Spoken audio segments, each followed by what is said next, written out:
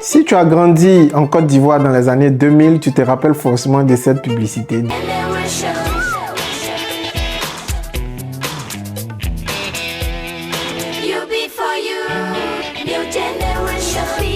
L'énergie, la danse, le côté international et ce clin d'œil évident à Black or White de Michael Jackson.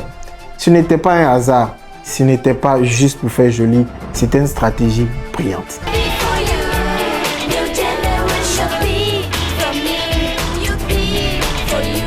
Youbi n'a pas simplement vendu un défrisant, Youbi a vendu une image, une attitude, une génération. La marque a utilisé quelque chose ici que tout le monde connaissait déjà pour donner de la valeur à son produit. Elle s'est appuyée sur une référence forte pour montrer son niveau. Au lieu d'expliquer la formule du défrisant, elle a montré une énergie. Et c'est cette énergie qui donnait envie. Autre chose importante, Youbi n'a pas parlé seulement de cheveux. Elle a parlé de New Generation. UB, nouvelle génération. Donc, si tu utilisais Youbi, tu n'étais pas juste une cliente, tu faisais partie d'un groupe.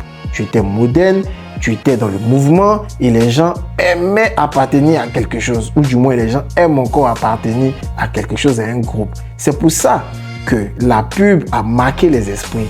Elle était différente, elle ressemblait au clip qu'on aimait regarder, elle donnait envie de se reconnaître là-dedans. Maintenant, comment on applique ça aujourd'hui sur les réseaux sociaux? Première leçon, ne parle pas directement de ton produit, parle d'un univers que les gens connaissent déjà. Une trend TikTok, une scène de film, une situation que tout le monde vit. Tu commences par quelque chose de familier et ensuite, tu relis ça à ton message. Deuxième leçon, montre une transformation. Avant, après. Pas seulement physique, ça peut être également avant, il y avait de la confusion, après, il y a de la clarté. Avant, une petite activité, après, un business assez structuré. Les gens aiment voir un changement, ça donne espoir.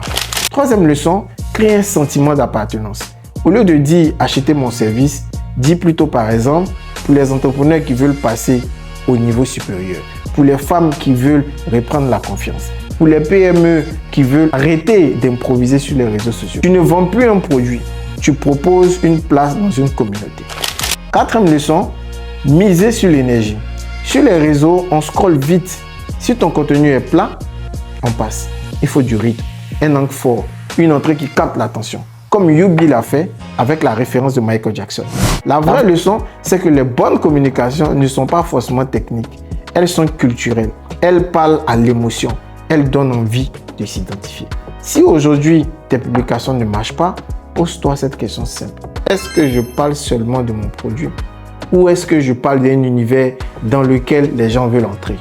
C'est exactement ce que Youbi a compris. Dis-moi en commentaire le levier que j'ai fait ressortir qui te sera utile.